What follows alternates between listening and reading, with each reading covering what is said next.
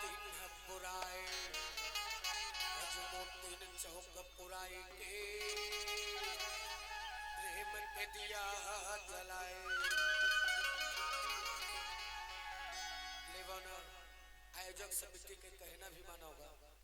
आए जाए बार आधा झल कर ये तो बच्ची भजन अभी मोर शुरुआत नहीं हुई है नहीं और जब हुई शुरुआत तो फिर बात अलग हो जाएगी। चलिए आदरणीय जी आयोजक समिति बहुत धन्यवाद आप सबके बहुत धन्यवाद। चलिए बाबा जी जन्म ले होकर बारे में भजन भी आपके भी बहुत प्यारा सा गुरु जी तोरे अंगना बाबा जी तोरे भुवना छान मंजीरा मांदर बाजे संखे हो मृदंग हो साहेब तोरे अंगना गुरु जी तोरे अंगना बाबा जी तोरे भुवना गुरु जी तोरे अंगना बाबा जी तोरे भुवना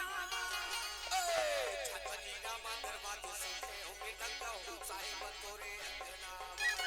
छान मंजीरा मांदर बाजे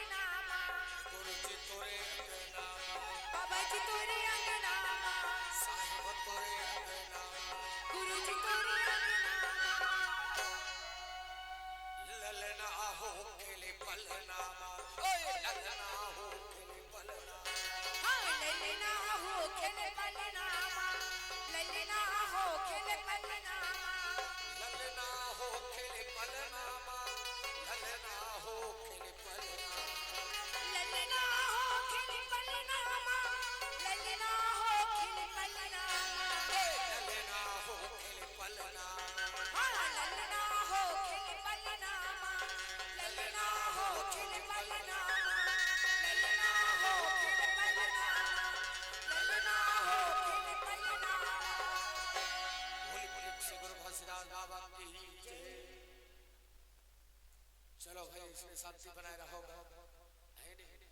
आए जाए के रास्ता बिल्कुल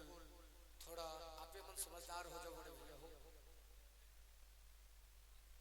चलिए बहुत प्यारा सा आपके